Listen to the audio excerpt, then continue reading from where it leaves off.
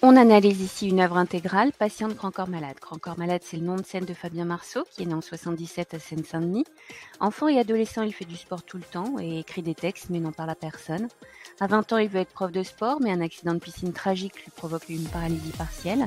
Il restera à l'hôpital pendant quelques mois et garde quelques séquelles en termes de mobilité.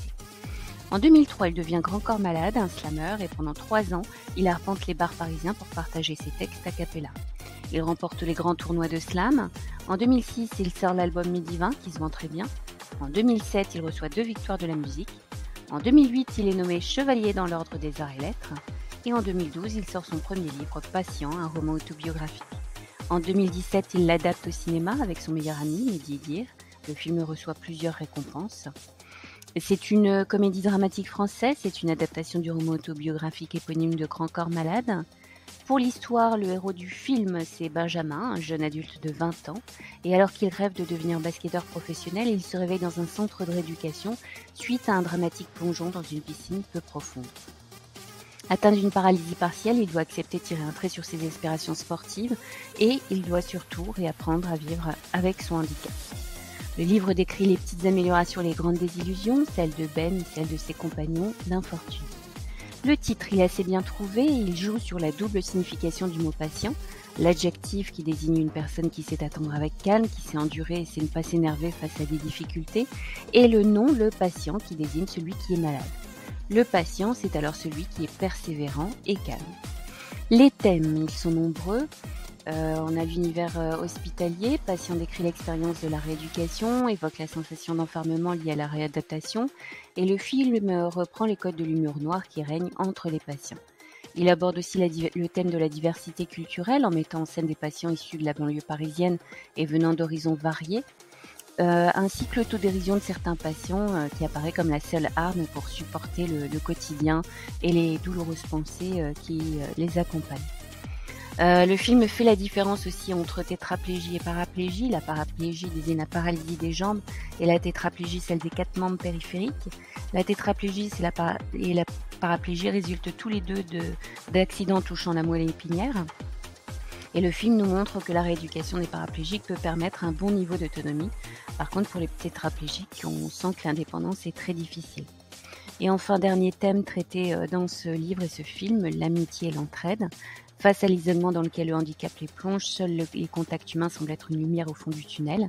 Le livre et le film montrent à quel point c'est l'amitié de ceux qui vivent la même situation de handicap qui est nécessaire pour guérir. Les personnages maintenant, donc certains prénoms changent entre le livre et le film. Dans le film, Benjamin, donc c'est le personnage principal. Il est passionné de basket, on le suit tout au long du parcours de son parcours de patient. Et en dépit des importants progrès qu'il a réalisés en centre de rééducation, il va devoir changer ses rêves. Farid, le meilleur ami de Benjamin à l'hôpital, paraplégique depuis qu'il a 4 ans, il connaît parfaitement l'univers hospitalier. Il va donc épauler Ben tout au long de son séjour et lui donner le bon conseil. François, c'est le kinésithérapeute en charge de la rééducation. Il fait preuve de beaucoup de patience et de bienveillance en accompagnant au mieux les patients et joue un rôle central dans la guérison de Benjamin. Jean-Marie, c'est l'aide-soignant, drôle et pliant. Il s'adresse aux patients à la 3e personne. En conclusion, ce qu'on peut dire, c'est que le film nous montre qu'on ne guérit pas seul. La voie de la guérison nécessite l'apprentissage de la patience et surtout la volonté de trouver l'énergie pour réapprendre à vivre parfois autrement. Je trouve le message percutant, le film interpelle et il suscite l'empathie et permet de mieux comprendre le quotidien de ces personnes. J'ai adoré le jeu des acteurs, en particulier celui de Pablo Poli qui joue Benjamin, le héros, et qui montre avec une belle justesse et beaucoup d'authenticité ses émotions. Je l'ai trouvé très drôle avec un cynisme parfois déroutant. Et Alban Ivanov aussi qui joue l'aide-soignant qui, sous ses abords spéciaux, apporte beaucoup de vie dans l'environnement de ses patients. Le film permet aussi de montrer que les gestes de la vie courante comme manger, changer de chaîne ou aller aux toilettes deviennent un véritable parcours du combattant quand on ne peut pas bouger. Le film réussit la gageure de ne pas gommer les difficultés que rencontrent les patients tout en amusant le spectateur avec leurs conversations délirantes ou vachardes et le public rit avec eux. Enfin, lors d'une interview, Grand Corps Malade a précisé qu'il voulait raconter ce qu'il se passe dans un centre de rééducation. Et le S à patient dans le titre, c'est car c'est son histoire et celle des autres.